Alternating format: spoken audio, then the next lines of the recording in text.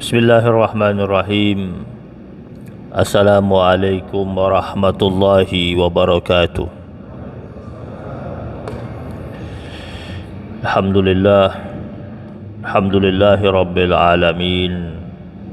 Alhamdulillahi wa kafa. Wassalatu wassalamu ala habibinal Mustafa wa ala alihi wa ashabihi ahli sidqi wal wafa. Allahumma salli wa sallim ala Sayyidina Muhammad al-Fatihi lima ughliqa wal khatimi lima sabaq nasiril haqqi bil haqq wal hadi ila siratikal mustaqim wa ala alihi haqqa qadrihi wa miqdarihi al-azim. Subhanaka la ilma lana illa ma 'allamtana innaka antal alimul hakim. Subuhun qudusun rabbuna wa rabbul malaikati warruh. Jamaah yang dimuliakan Allah Subhanahu wa taala, kita tahu betul bahwasanya menjadi sunnatullah ketika Allah menciptakan manusia itu dalam keberagamannya, dalam bentuk yang berbeda-beda, postur yang berbeda-beda, warna kulit yang berbeda-beda. Kita akan dapati di seluruh penjuru dunia tentang keberagaman tersebut, baik berbangsa-bangsa dan bersuku-suku. Dan ini menjadi sunnatullah subhanahu wa ta'ala. Walaupun pada hakikatnya kita ini berasal dari yang satu, berasal dari Adam alaihi salam, berasal dari Adam alaihi salam, tetapi berikutnya itu berbeda-beda. Harusnya mirip-mirip kan, ternyata beda-beda tuh ya. Di Indonesia aja udah beda-beda tuh. Orang Jawa mukanya beda sama orang Sumatera, beda sama orang Sulawesi, beda sama orang Timur sana. Nah, Allah Subhanahu wa ta'ala menciptakan kita ini dalam bentuk keberagaman ini yang berbeda-beda tersebut, bukan untuk menjadikan kita ini terpecah-pecah ya. Bahkan Allah Subhanahu wa ta'ala dengan satu tujuan utama, yaitu agar kita menjadi hamba Allah Subhanahu wa ta'ala yang menyatu.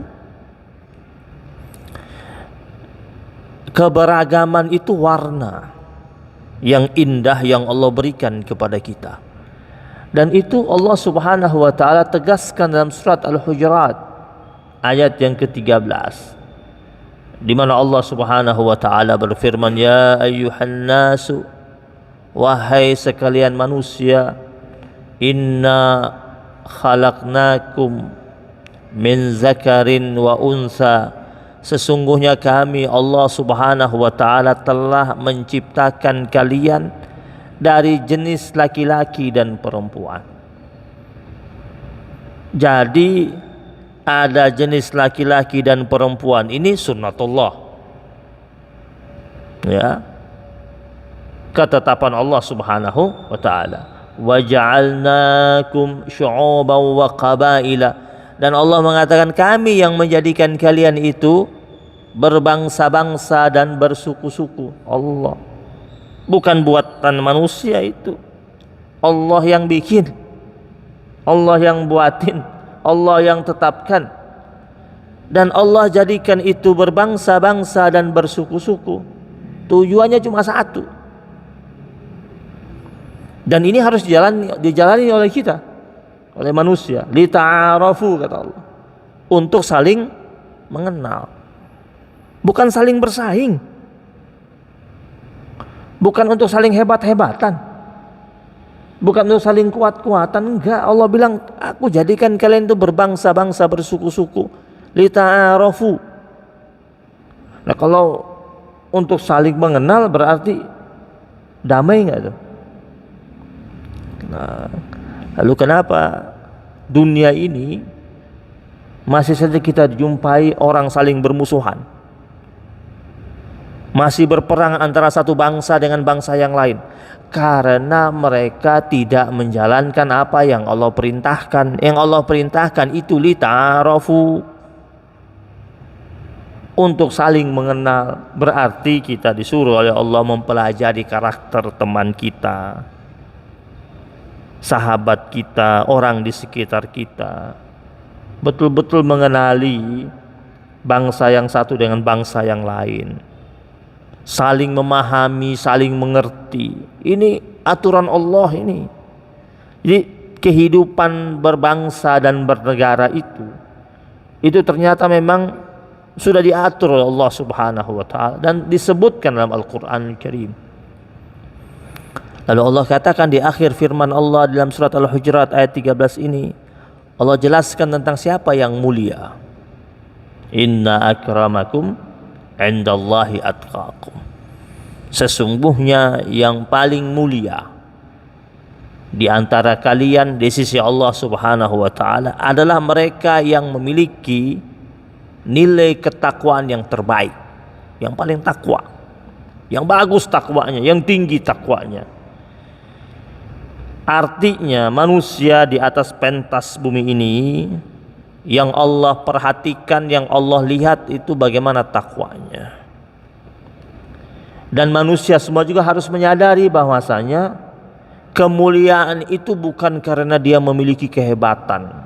Kemuliaan satu negara itu bukan diisi oleh orang-orang yang betul-betul menguasai teknologi, bukan.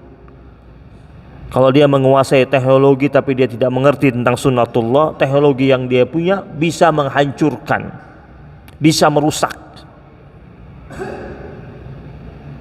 Maka Allah sebut inna akramakum indallahi atqakum. Yang mulia itu yang takwa, yang tahu fungsinya dia sebagai hamba Allah Subhanahu wa taala. Nah, jamaah yang dirahmati Allah Subhanahu wa taala, jika kita cermati dengan baik firman Allah yang terkandung dalam surat Al-Hujurat ini, maka insya Allah manusia di alam raya ini tidak ada yang saling mudah cekcok satu sama lain. Saling mengerti dan saling memahami itu akan muncul, karena konsep di ta'arufu itu saling mengenal, itu dapat mengenal kalau saling mengerti, saling memahami, saling menyelami jiwa dan karakter masing-masing.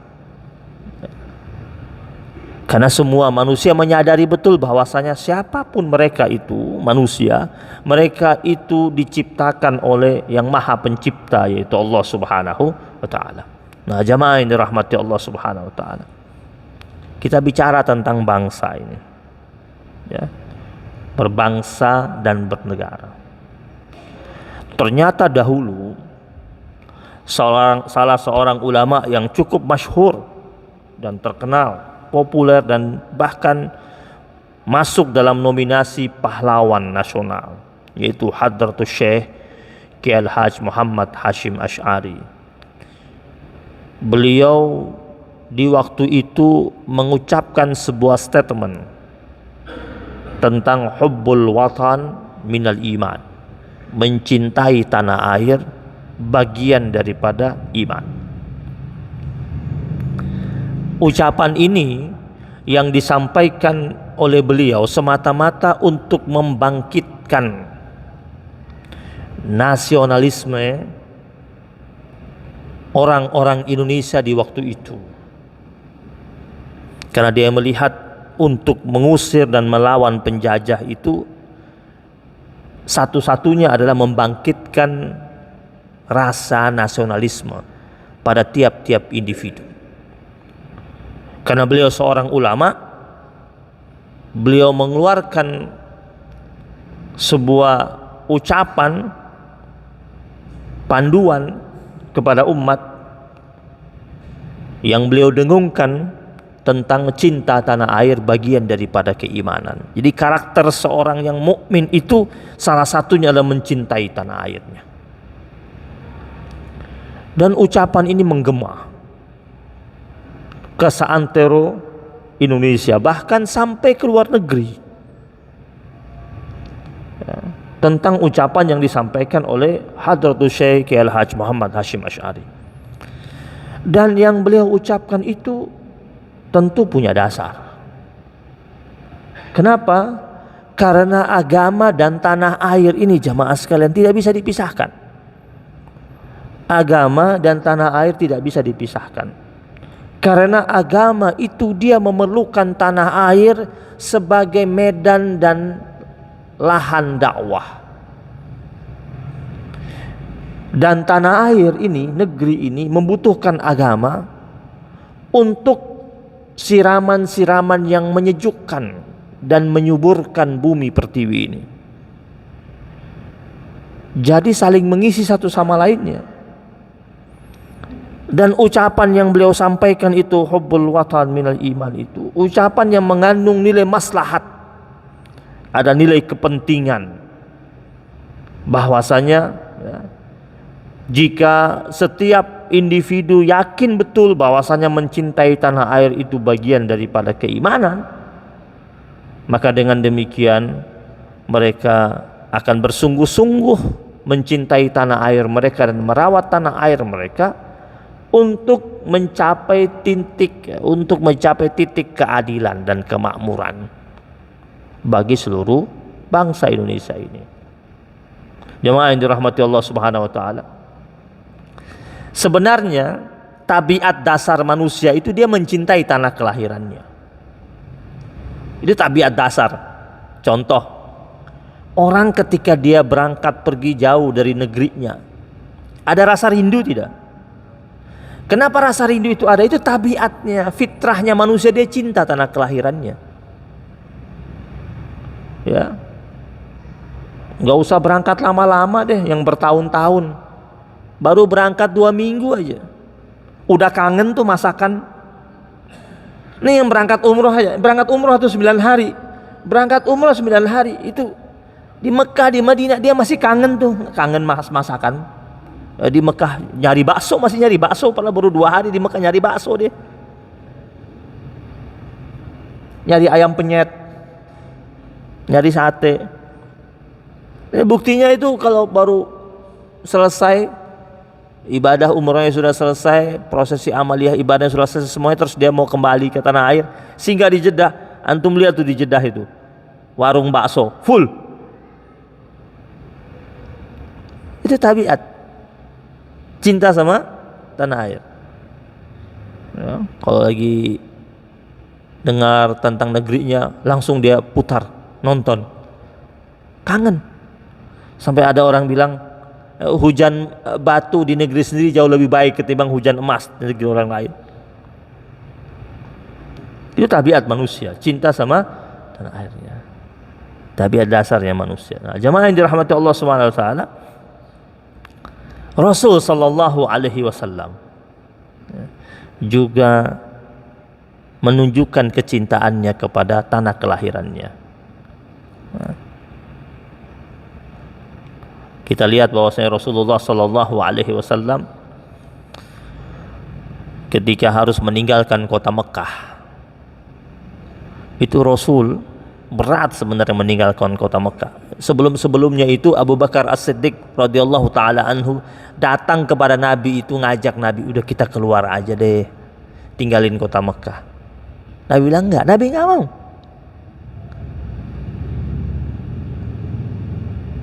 Ini kita sudah berat di sini, ini ada tempat lain yang sudah bersedia menerima kita. Nabi enggak mau. Nabi meninggalkannya itu karena sudah perintah Allah. Karena Nabi ini kan pergerakannya ini di bawah payung wahyu ilahiyah. Karena Allah sudah perintah, maka Nabi baru bergerak meninggalkan kota Mekah. Tetapi dalam sebuah riwayat yang dikabarkan itu dari sahabat Nabi Abdullah ibnu Abbas radhiyallahu taala anhu, hadis riwayat Imam Ibnu Hibban, itu jelas sekali kelihatan ketika Nabi saat meninggalkan kota Mekah itu. Dalam riwayat dikatakan oleh Abdullah bin Abbas, ketika Nabi sudah beranjak di malam hari itu meninggalkan kota dan berjalan. Dan setelah itu Nabi membalikkan badannya menatap ke arah kota yang ia tinggalkan itu, tanah kelahirannya itu. Lalu Nabi mengucapkan, ma atyabaki min baldatin wa ahabbaki ilayya. Nabi bilang,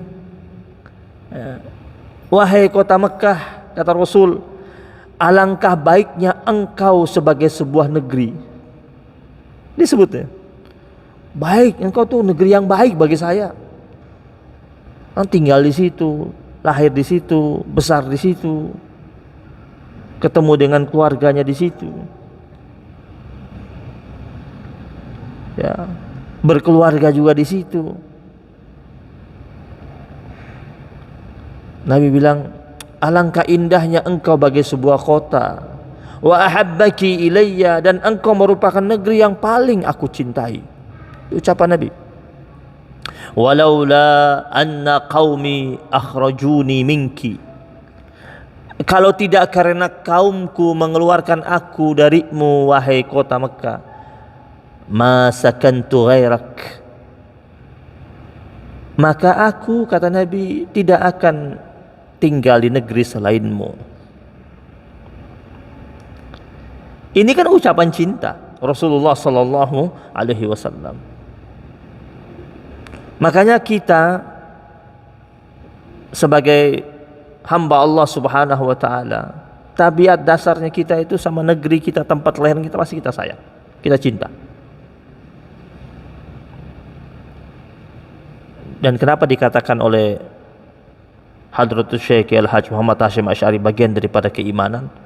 Karena kita tidak boleh mengkhianati negeri kita ini. Tidak boleh. Allah sudah anugerahkan buat kita. Kita tunjukkan keimanan kita kepada Allah dengan merawat yang Allah berikan buat kita.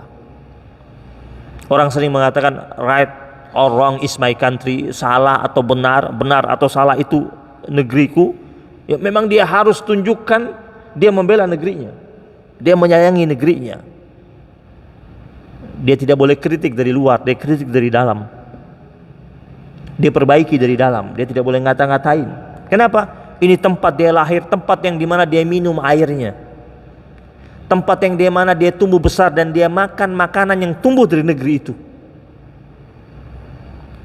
tempat dimana dia mendapatkan sesuatu dan bisa membeli sesuatu karena dia mengais rezeki di negeri itu.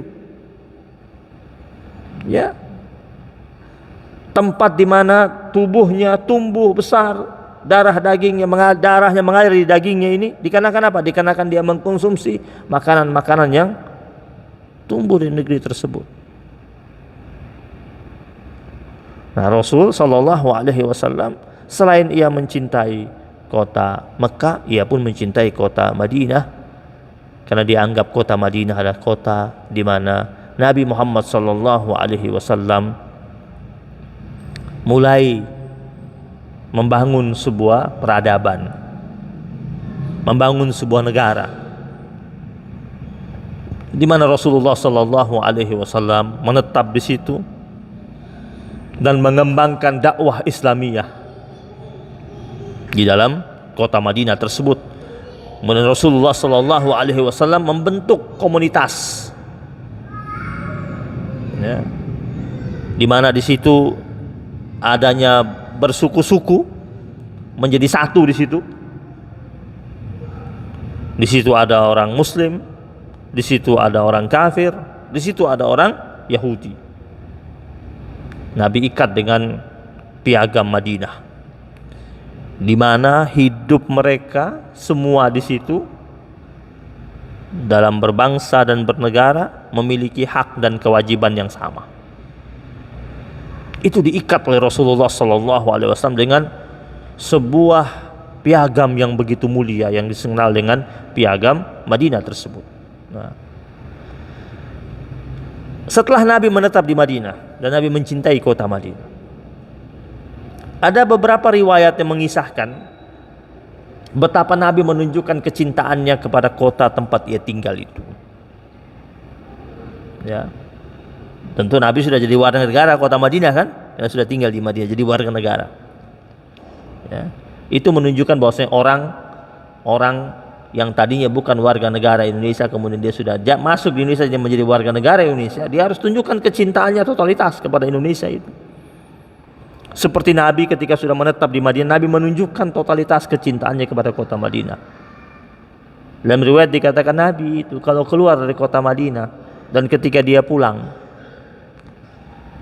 dan ketika Nabi arah pulang itu dari jauh sudah kelihatan dinding-dinding kota Madinah, Nabi mempercepat laju kendaraannya sebagai ekspresi kerinduan. Itu Rasul Shallallahu Alaihi Wasallam, ekspresi kerinduan, rindu sama kampung halamannya, rindu sama kota yang dia tinggalkan itu. Bahkan kata Anas bin Malik radhiyallahu taala anhu, anna Nabi Shallallahu Alaihi Wasallam kan idza qadima min safarin, dikatakan Nabi itu ketika ia kembali dari berpergian, fanazara ila judranil Madinah, kemudian Nabi dalam perjalanan pulangnya itu dia lihat dari kejauhan sudah nampak itu dinding-dinding kota Madinah.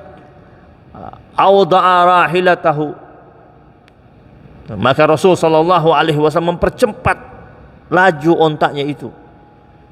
Wa in kana ala dabatin harrakaha min hubbiha, atau ya, jika Nabi itu berada di atas kendaraan yang lain seperti berada di atas kuda, Nabi akan gerakkan tali kekang kuda itu untuk memacu kuda tersebut agar berjalan jauh lebih cepat daripada sebelumnya. Kenapa? Karena kecintaannya kepada kota Madinah tersebut, kota yang dia tinggalkan itu. Nabi pergi perang, kemudian kembali bersama pasukannya, arah pulang. Ketika kelihatan tuh, percepat. Kayak kita lah, lagi berangkat keluar kota itu, terus balik lagi ke Jakarta. Ya, terus di tol tuh udah kelihatan tuh ada signboard itu, ya, masuk Jakarta. Nah, itu sudah lain rasanya kan, wah sudah dekat nih, udah sampai. Atau kita lagi bepergian, ya, sekian lama keluar kota, naik pesawat, terus balik, terus setengah jam sebelum landing diumumkan oleh pramugari beberapa saat lagi kita akan mendarat di Bandara Internasional Soekarno-Hatta. Rasanya beda tuh, ya, sampai nih, ya.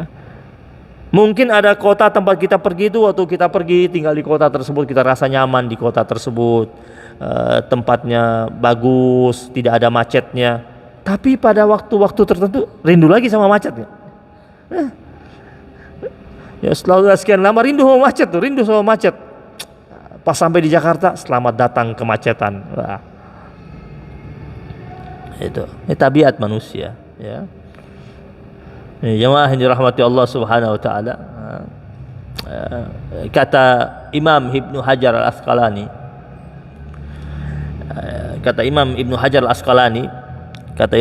Al-Asqalani, hadis tadi, hadis di mana Rasulullah sallallahu alaihi wasallam begitu rindu dengan kota yang dia tinggalkan itu. Kata Ibnu Hajar, ini hadis dalalatun ala fadlil Madinah. Ini hadis sebagai dalil, sebagai bukti tentang keutamaan kota Madinah. Itu yang pertama kata beliau. Yang kedua, ini hadis dalalatun ala masyru'iyyati hubbil watan. Ini kata Imam Ibnu Hajar Al-Asqalani. Hadis tadi tentang Nabi yang memacu kendaraannya jauh lebih cepat ketika sudah melihat dinding-dinding kota Madinah. Ini hadis sebagai bukti disyariatkannya kepada kita untuk mencintai tanah air. Ya. Dan disyariatkan kepada kita wal hanini ilaihi, dan rindu sama tanah air itu. Itu. Ini kata Imam Ibnu Hajar Al-Asqalani. Nah, jemaah yang dirahmati Allah Subhanahu wa taala, ketika setiap insan itu punya cinta yang begitu baik kepada negerinya, maka berikutnya pasti akan lahir persatuan. Dan persatuan ini merupakan ajaran yang sangat mulia yang ada dalam Islam. Sebab apa? Sebab persatuan itu merupakan ruhnya kehidupan. Sebab persatuan itu menjadi pilar kekuatan dalam hidup bersama antar umat manusia. Dan persatuan itu merupakan sumber kekuatan dalam bermasyarakat, berbangsa, bernegara. Dan dengan persatuan ini akhirnya muncullah kebersamaan. Di negeri kita ada Pancasila, namanya di sila yang ketiga itu Persatuan Indonesia. Di Al-Quran ternyata Allah Subhanahu wa Ta'ala sudah menegaskan, ya, bahkan jelas-jelas Allah Subhanahu wa Ta'ala tekankan dalam Al-Quran, dalam surat Ali Imran ayat 103 tentang persatuan ini, di mana Allah berfirman, wa'tasimu bihablillahi jami'aw wa la tafarraqu. Ini ayat tentang persatuan. Allah menyatakan kepada kita, dan berpegang teguhlah kalian semuanya kepada tali agama Allah Subhanahu wa Ta'ala, wa la tafarraqu. Janganlah kalian bercerai-berai. Berarti orang yang mudah menghadirkan narasi-narasi perpecahan itu adalah orang-orang yang tidak mengikuti firman Allah surat Ali Imran 103 ini. Karena ini perintah Allah harus dijalankan. Wa'tasimu bihablillahi jami'aw wa la tafarraqu. Orang beriman jangan bercerai-berai. Harus satu arahannya, satu tujuannya, ikat dalam kebersamaan. Dan ikatan kebersamaan itu semata-mata karena Allah Subhanahu wa Ta'ala. Dan Allah ingatkan di sini dalam surat Ali Imran ayat 103 ini, wazkuru ni'matallahi 'alaikum iz kuntum a'daan fa'allafa baina qulubikum. Dan ingatlah akan nikmat-nikmat Allah Subhanahu wa Ta'ala yang telah diturunkan kepada kalian, ya, ketika kalian masih dalam keadaan saling bermusuhan satu sama lain di masa jahiliyah itu. Di masa jahiliyah itu, ya, mereka hidup bersuku-suku, tapi kan banyak gesekan yang terjadi antara suku satu dengan yang lainnya.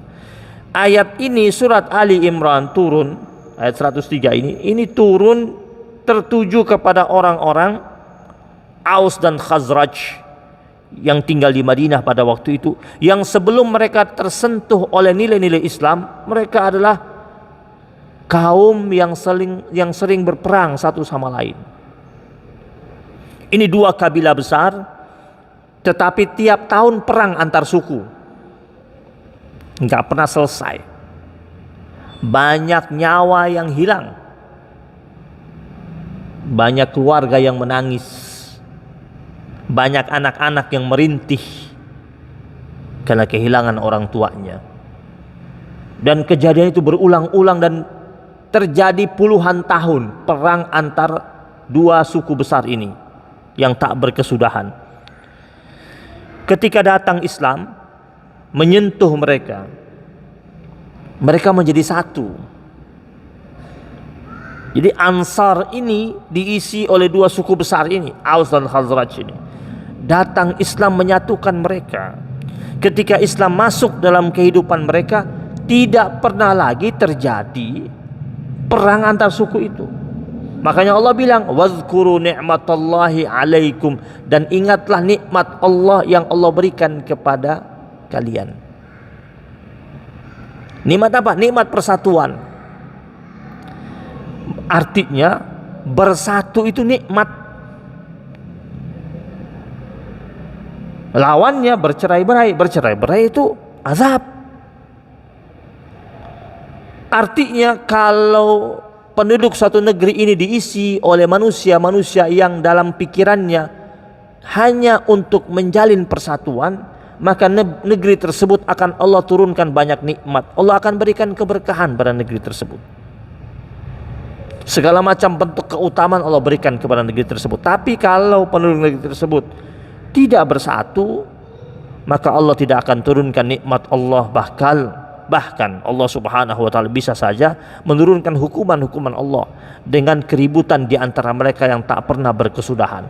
Jadi percekcokan yang tak berkesudahan itu hukuman Allah. Nah, Allah bilang sama mereka ini, orang-orang Aus dan Khazraj itu, ingat nikmat Allah itu. Di masa kalian waktu di jahiliyah kalian tidak bersatu, datang nikmat Allah. Allah katakan, fa'allafa baina qulubikum. Datang Islam, agama Allah ini akhirnya menjadikan kalian satu. Dipersatukan, dipertautkan hati mereka itu. Bukan hanya itu saja. Datang lagi orang-orang muhajirin, orang-orang yang berhijrah dari Mekah masuk ke Madinah. Nabi mempersatukan lagi mereka antara orang-orang Ansar dan Muhajirin, Pak. Kita tahu dalam sejarah bagaimana Nabi mempersaudarakan antara orang-orang dari Muhajirin yang datang sebatang kara, tidak bawa keluarga. Terus di sana harus tinggal di Madinah. Terus Nabi bilang bagaimana mereka dipersatukan sama Nabi, dipersaudarakan sama Nabi. Seperti Salman Al-Farisi yang datang sebatang kara dari Persia, dipersaudarakan oleh Nabi dengan Abu Darda, orang Ansar. Dan terekam indah dalam sejarah betapa persaudaraan mereka begitu kuat. Sampai-sampai persaudaraan antara Salman Al-Farisi dengan Abu Darda itu melebihi persaudaraan kandung antara mereka itu. Kenapa? Karena diikat dengan persaudaraan imani, kokoh dan kuat. Bagaimana Nabi Muhammad SAW mempersaudarakan Abdurrahman bin Auf dengan Sa'ad bin Rabi, orang Ansar. Maka Allah akhiri firman-Nya, fa asbahtum bi ni'matihi ikhwana. Karena dengan karunia Dia Allah Subhanahu wa taala, atas nama nikmatnya Allah Subhanahu wa taala, kalian menjadi bersaudara. Jadi dalam Islam itu merajut hubungan persahabatan dan persaudaraan itu harus dibangun di atas fondasi-fondasi imani, keimanan. Hingga akhirnya persaudaraan dan persahabatan itu menjadi persahabatan dan persaudaraan yang memiliki nilai nikmat di hadapan Allah Subhanahu wa taala. Allah yang berikan nikmat itu. Jadi kita tahu kan dalam Islam ini namanya ukhuwah itu macam-macam. Ada namanya ukhuwah nasabiyah, persaudaraan yang diikat karena garis nasab, keturunan. Ada namanya ukhuwah basyariyah, persaudaraan yang diikat, ukhuwah yang diikat, persaudaraan yang diikat berdasarkan sesama insan, sesama manusia. Kemudian ada namanya ukhuwah wataniyah, persaudaraan setanah air. Nah, yang paling tinggi ukhuwah Islamiyah. Ini ketika Islam datang itu, orang-orang di semenanjung Arabia itu yang dulunya sangat asabiyah, sangat fanatisme kesukuan, datang Islam dengan membawa payung besar. Orang-orang yang memiliki asobia itu fanatisme kesukuan, fanatisme nasab, turunan dan sebagainya, itu diikat oleh Islam dengan payung yang jauh lebih besar. Itu namanya ukhuwah Islamiyah, persaudaraan sesama muslim. Makanya turunlah firman Allah Subhanahu wa taala surat Al-Hujurat ayat yang ke-10 itu, innamal mu'minuna ikhwatun. Sesungguhnya orang-orang mukmin itu bersaudara. Jadi siapapun dia, warna kulitnya seperti apa, nasabnya seperti apa, dari negara yang mana, sukunya mana, selama dia mukmin, dia saudara kita. Jelas. Innamal mu'minuna ikhwatun fa aslihu baina akhawaykum. Ini perintah Allah. Sebab itu kata Allah, damaikanlah atau perbaikilah hubungan antara kedua saudaramu. Artinya kita kaum mukmin ini kalau lihat ada orang yang ada potensi bakal ribut, tugas kita damaikan. Mukmin ini menjadi air yang sejuk di tengah-tengah luapan emosi manusia atau di tengah-tengah prahara yang sedang terjadi. Jangan jadi sumbu kompor. Ya. Jangan jadi provokator. Allah bilang fa aslihu. Jadi orang yang kerjaannya jadi provokator itu, dia tidak menjalankan apa yang Allah perintahkan dalam surat Al-Hujurat ayat yang ke-10 ini. Perintah Allah islah. Masalahnya kita ini mudah mengucapkan kata-kata islah, tetapi praktek tidak kita lakukan. Ngomong islahnya terus ngomong islah, tapi prakteknya tidak. Islah itu prakteknya. Allah yang suruh damaikan, perbaiki. Baru Allah kata wattaqullah. Jadi islahnya dengan cara takwa dong. La'allakum turhamun. Agar kalian mendapatkan rahmat, mendapatkan kasih sayang, mendapatkan cinta kasih dari Allah Subhanahu wa taala. Jadi kita berharap kita kaum muslimin khususnya Indonesia tidak mudah menjadi umat yang terpecah-pecah. Jangan karena kecintaan kita yang berlebihan terhadap satu kelompok, suatu golongan, kemudian kita menafikan apa yang sudah Allah Subhanahu wa taala tetapkan, yaitu nilai persaudaraan antara sesama mukmin. Jaga baik-baik. Ya. Belum tentu orang yang kita bela mati-matian itu dia bakal bela kita. Tetapi kalau Allah dan Rasulnya yang kita bela mati-matian, yakinlah kita akan mendapatkan pembelaan yang agung di yaumil akhir. Rabbana taqabbal minna innaka antas samiul alim wa tub alaina ya maulana innaka antat tawwabur rahim. Wa sallallahu ala nabiyyina Muhammadin nabiyil ummi wa ala alihi wa sahbihi wa baraka wa sallam walhamdulillahi rabbil alamin. Ya Allah biha, ya Allah biha, ya Allah bihusnil khatimah, ya Allah biha, ya Allah biha, ya Allah bihusnil khatimah, ya Allah biha, ya Allah biha, ya Allah bihusnil khatimah, ya Allah biha, ya Allah biha, ya Allah bihusnil khatimah. Subhanakallahumma wa bihamdika asyhadu an la ilaha illa anta astaghfiruka wa atubu ilaik. Wabillahi taufiq wal hidayah wal ridha wal inayah wal afu minkum. Wassalamualaikum warahmatullahi wabarakatuh.